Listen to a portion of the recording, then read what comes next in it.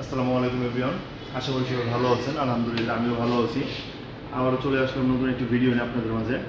আজকে আমরা AC, TV, fridge, washing machine কিছুই নিয়ে কথা বলবো না। আজকে আমরা কথা বলবো ওয়াশিং মেশিন ইনস্টলেশন নিয়ে। আমরা অনেকেই হয়তো ওয়াশিং মেশিন নিব ভাবতেছি, কিংবা অনেকেই নিয়ে একটা প্রবলেম ফেস করেছি। সেটা হচ্ছে ইনস্টলেশন যে করবে টেকনিশিয়ান আসে, তার আগে আমরা যাচাই বাছাই করি না যে আমাদের বাসায় সব কিছু ঠিক আছে কিনা। যেমন ইলেকট্রিক লাইন, পানির লাইন, কাপড় ধোয়ার পরে যে ময়লা পানিটা ড্রেন হয় সেইটা আছে কিনা, এগুলো আমরা চেক করি না। ঠিক আছে?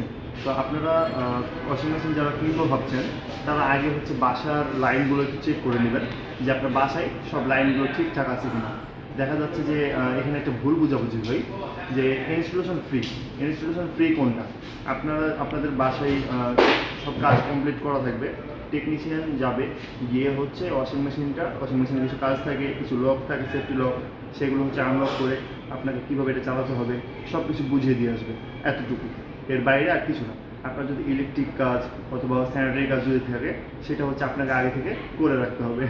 এগুলো কিন্তু টেকনিশিয়ান গিয়ে এইসব কাজগুলো করবে। ঠিক আছে?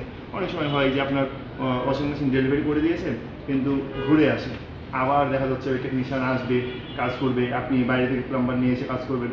তো আমি বলবো আগে থেকে এই কাজগুলো করে রাখবেন, তাহলে আপনার হচ্ছে ডেলিভারির সাথে আপনার টেকনিশিয়ান গিয়ে বাসায় সাথে সাথে হচ্ছে ইনস্টলটা করে দিয়ে আসবে। তো আজকে আমাদের ভিডিওটা এতটুকুই ছিল, শুধু এতটুকু ইনফরমেশন দেওয়ার চেষ্টা করেছি আমরা যে আপনারা ওয়াশিং মেশিন কেনার আগে কী কী যাচাই বাছাই করবেন। ঠিক আছে? তো ভালো থাকবেন, সুস্থ থাকবেন। আর আপনাদের যদি কিছু জানার থাকে অবশ্যই আমাদের সাথে যোগাযোগ করবেন। স্ক্রিনে দেওয়া নাম্বারে যোগাযোগ করবেন, এটাতে আমাদের হোয়াটসঅ্যাপ আছে।